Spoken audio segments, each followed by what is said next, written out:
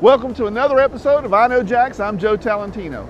So the holiday season is now officially in full swing. There are blinking lights in every window and Christmas trees are up everywhere.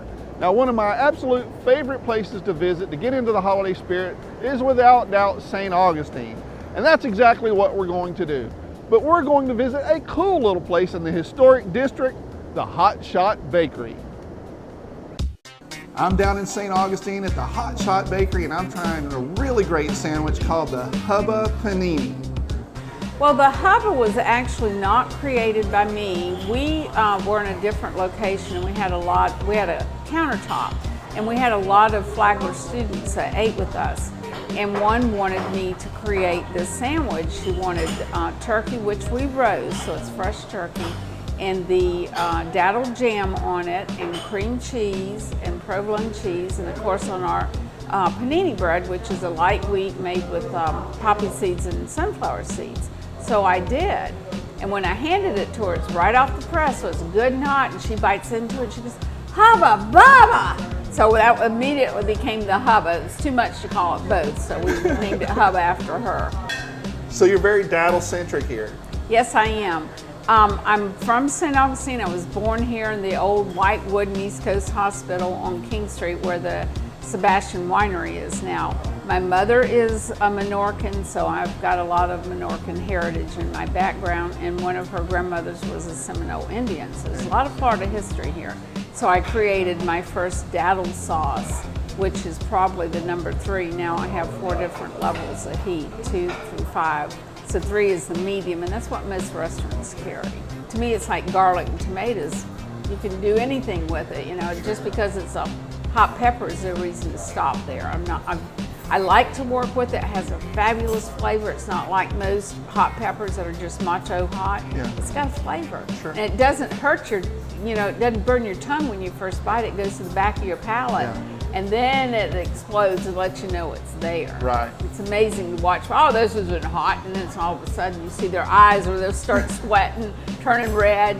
Yeah, it is hot. We have an annual competition once a year to see who can eat the most datils in 5 minutes. The guy that won it this year is his 3rd year winning it, and he ate 61 in 5 minutes. Wow. Wow is right. That's what most people say. Now, do you try and incorporate datil into your baking as well? Yes. Tell me some of the best or some of the most popular datil bakery items. We have a gluten-free is real popular right now. It's not just because it's trendy. There's people that are seriously allergic to it. Sure. And I have developed a chocolate cake that's gluten-free, and then I put the datil jam in it while it's baking, and raspberries, and then when it comes out, I drizzle the jam over it and top it off with ganache. Oh. I put datil in our cupcakes. To me, raspberry and datil are just fabulous in chocolate, so I'll do that all the time. Cool. Where do you get your datils?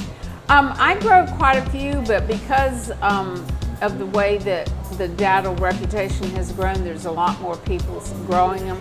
And we got to where, because we're selling so much, I couldn't grow enough.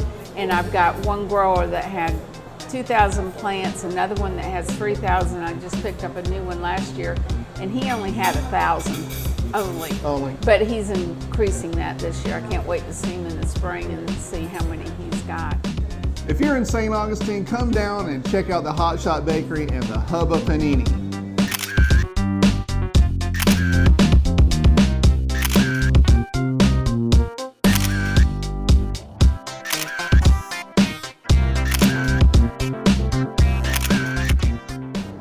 When you go down to St. Augustine to check out all those holiday lights, make sure to stop by Hot Shot Bakery as well. And when you do, make sure to let them know that you saw their story right here on I Know Jax. Next, we're going to talk about a wine that I think is good for the holidays.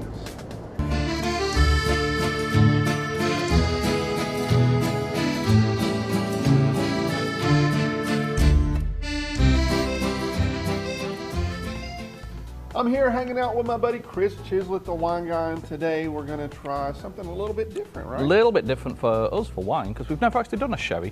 No, a sherry was something my grandma always Exactly, drank. mine too. Every morning. Our grandmothers were soused Yeah, on sherry. and my grandma lived to be 200 years old, So it's a preservative it is as well. preserves you, like pickles you essentially. I actually have never had sherry. Like I don't drink I thought it was something you like cook. I don't for either. old people. People don't. Right. I mean, honestly, people don't. Like, Okay. I'm not going to say it's pointless doing this episode because this is an amazing wine. I say that a lot, but yeah, I really do. I wouldn't be having it on the show if I didn't think it was amazing. But yeah, people really don't drink sherry. You know, the same thing with the port episode that we did. Yeah. Typically, you wouldn't really cook with this kind of style. Some of the like the Fino sherries and just like the cooking sherries. But this is the Alvia 1927. So this has been around since 1927? Yep, and we're bringing it on the show. No, kind of not really. It's no, kind of not really. Yes. Pretty much no. So with sherry, what they do, they use kind of this what they call like a fractional blending system. So is that one of those things that you guys do over in Europe, like the metric system? pretty much. Yeah, well, you guys just kind of played around with like just like etch a sketch and then just like no, screw it, we're not going to do that. System. Yeah, so Explain. the oldest juice in this bottle dates back to 1927. Now, I mean, that could just be like a drop, but they use this, essentially the sherry itself is non-vintage, right? So the sherry itself, this is a non-vintage sherry, but they use, if you imagine like a pyramid of barrels, all right? So barrels at the bottom, you got the oldest, in this case, from 1927. Right. The juice all the way up at the top, the newest juice from last Wednesday. Yeah, right. Essentially. The boom farm. Yeah, Gotcha. and then they're all linked. Okay. So you keep pouring new juice in the top and you take it out from the bottom. So it's a non-vintage sherry, but I don't know how they're really getting away with. I mean, they label it, 1927 on the actual label. But yeah, it's called they call it a Solera system. Solera, S-O-L-E-R-A. Sure. Solera system is how they essentially blend it together. Spaniards come up with the I know, thing. but the cool thing is you are actually, I mean, for what it's worth, going to be sampling juice from 1927. Okay, cool. What kind of grapes are these? It's a blend of 3 grapes. Okay. It's going to, God, now I forgot. Palomino, Moscatel, and Pedro Jimenez. Pedro Jimenez. He's a pitcher for the Dodgers. He is. Old Pedro Jimenez. Palomino, Moscatel, and Pedro Jimenez. Really That's kind of a great indigenous name, grapes. really? Yeah, Okay, yeah. cool. There's X's and Z's in it and all sure, kinds of. yeah, We'll yeah. put it up on the screen No, again. we How's about won't. that? No, I Yeah, can't no, we spell will. that crap. No, I'm gonna. Yeah, if it's not up on the screen, I'm not he got committing. lazy. I'm not committing. Just if you're not looking at it on the screen right now. So what is it? What are we doing here with the cheese and the chocolate? Same thing that we did. Hopefully, we're going to air these episodes in order. Otherwise, this is going to make no sense whatsoever. Well, it's going to make no sense. The same thing that we did with our port tasting. So We're going to do this with the sherry. What do you call it? Comparative and Compare and contrast. Gotcha. So compare and contrast. We have blue cheese. So we have a salty Stilton blue cheese, and then we have a sweet dark chocolate. Right. So we've got the only kind of chocolate there is. I mean, have a sip of the wine first, and we'll go from there. It's the color is brown. I mean, Really brown. It's brown. I mean, It's juice from 1927, love. I mean, It's what old- do you it's want? old juice. What do you want? I thought it would be closer to dark red or something. Right. That's brown. Well, That's if you like think a about raisin right the there. older that you age, these kind of like red wines, they get you keep doing it. They're just you age red wine, it's going to go brown. If you had a Cabernet for this long, it's going to be brown. That's super sweet. It is. Yeah. Right. It is sweet. Yeah. The reason behind this tasting. And I'm supposed to eat the cheese and then. Yeah. So let's do the same thing. Let's have a little bit of the cheese, and then literally. Wine right in on your top mouth, of yeah, straight at the same time. The idea is that the equal parts, combined, are going to be, better and make you make that noise. So that's it. I never would have thought that. Right? I mean, I know he's not just saying this, but this is because I actually tried it before we went on camera just to be sure. That's really weird and good. Right? It is. Yeah. I never. So it's like the Stilton. You might not be a big it's Stilton kind of fan. Salty. Sherry, Yeah. you might not be a big sherry fan, but the those two, two yeah, seriously, right? Yeah, it does. very good. It does make sense. So I'm gonna try the chocolate. Yeah, try the same thing with the chocolate. It's going to work. It's personally not as good of a pairing. No, because that contrast is what Yeah, makes it. like good. really, it really works. Again, I mean, this, So this is sweet on sweet. Yeah, so it should work. It's nice and straightforward, and the easiest pairing you can do. Sweet on sweet. So that'd be a comparative. The contrast. We've got the contrast of the salt and the sweet. This will be comparative. too. Yeah, but not as Not as eureka unusual, moment, no. eureka moment, euphoric pairing as That's the. got a lot of alcohol in it too, right? Yeah, 16%, I believe. Not yeah. quite as much. With sherry, they actually add brandy, so they top it up with a little bit of brandy, boost up the alcohol. But yeah, very That's why interesting Grandma stuff. was always happy. Exactly. She woke up, she got drunk as quickly as possible, and then So if you want had to deal with you all day. drink some sherry, man. See you guys on the next Wine Guy segment. Last week when I was at the Riverside Arts Market, I met Kris, and this fall he just had a baby girl, and it was the first time I got to see her. She was just adorable. I'm sure she got that from her mom. And speaking of Riverside Arts Market, there's always a lot to do in Jacksonville, even during the holiday season, and that's what we're going to talk about next. It's the holiday season, and that means a lot of holiday events are going on right now. Now, the first event coming up is the first Wednesday Art Walk for the year. You heard that right. It's estimated that more than 8,000 art enthusiasts attend Art Walk every month, and that's pretty impressive. And in the years that I've been going, I've seen it grow tremendously. Lots of arts, lots of venues, and I've heard that Santa is even coming to the Jacksonville Landing this time. The Art Walk takes place rain or shine from 5 to 9 p.m. on Wednesday, December 6th. Star Wars fans from around the globe are impatiently awaiting the next installment of the Star Wars saga that's coming to a movie theater near you this month. And here's another event fans don't want to miss. It's Force Fest, Jedi Night at the Jacksonville Landing, where you can find the biggest lightsaber battle in Florida. That's what my information promises anyway. This is a family-friendly event at the Landing on December 8th from 4 to 9 p.m.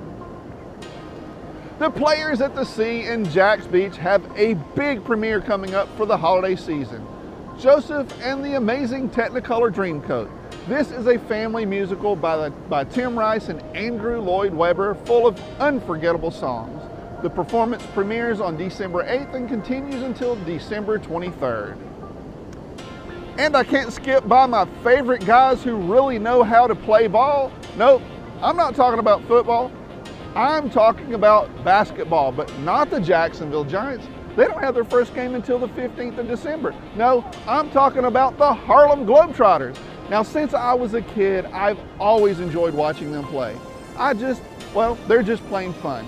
The Harlem Globetrotters are coming to the Veterans Memorial Arena on December 8th.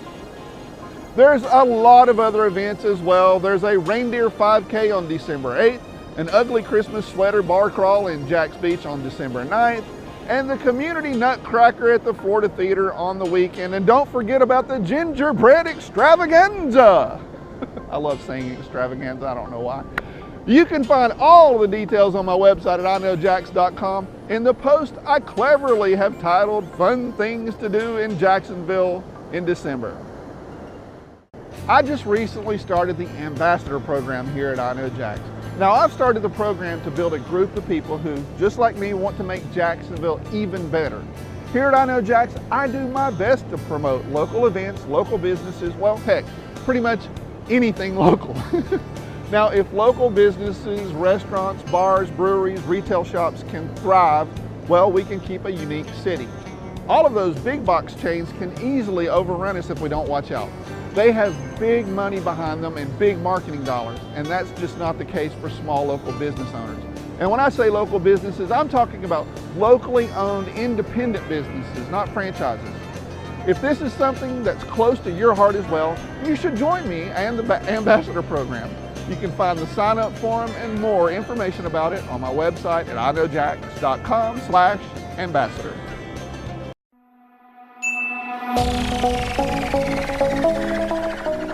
Hey, this is Steve with Trivia Nation. It's time to get your think on. Of the 4 major U.S. professional sports, which sport competes for the oldest trophy? Again, of the 4 major U.S. professional sports, which sport competes for the oldest trophy?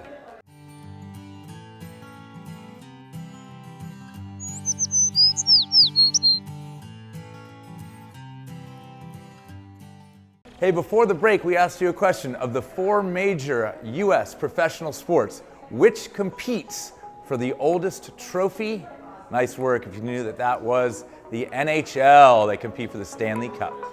Please join us at any of our 50 locations in Northeast Florida. Just go to trivianation.com for more details. Hey, it's Joe from I Know Jax. Today I wanted to talk about restaurants. It's been a really busy fall with lots of new places added to the lineup. We waited patiently for Calford Chop House to finish renovations, and they opened their doors finally. I actually shouldn't call it renovations because that's not really correct. It's more like they built a new building out of the old one or something like that. The interior is very stylish, but my favorite part was the rooftop bar. But then again, I'm just a sucker for a great view, I guess. Calford Chop House is far from the only new restaurant that opened this fall. There were several new additions in St. John's Town Center. My favorite so far has to be Fogo de Chão. I don't often talk about chains, but I have to mention Fogo because I love meat, and this place gets you lots of it, and they do it well. The newest addition is the River and Post. I was anxious to see this one. Now, I often drive by the building and I wanted to see the rooftop bar, and let me tell you what, they have the best view. It's huge. Lots of great seating, fire pits, and a retractable roof. I think it's going to be a Jacksonville favorite. So far, I haven't eaten at Calford Chop House or River and Post, so I can't speak about their food or their drinks yet.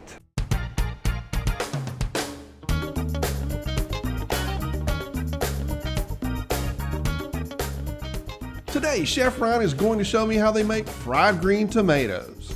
He starts out with local tomatoes. He dips them in seasoned flour, buttermilk, and panko. Chef Ryan says that panko helps make the tomatoes really crispy. Then the tomatoes go into the fryer.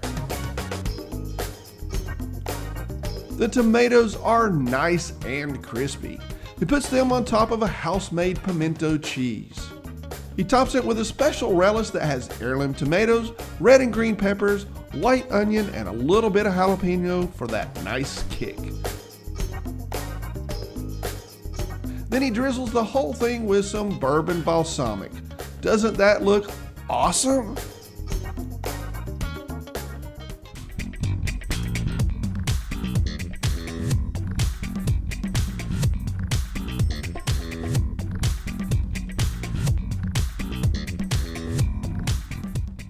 That's it for this week's episode of I Know Jax. Don't forget to sign up for the Ambassador Program on my website. Go there right now so you don't forget. I'll be back with another episode next Sunday at 6:30 p.m. if you're watching me on CW17. If you prefer to watch online, I'll have the new episode uploaded on my website at iknowjax.com already on Saturday. Thanks for watching, and hopefully I'll see you next week. But before then, I'll see you on the internet.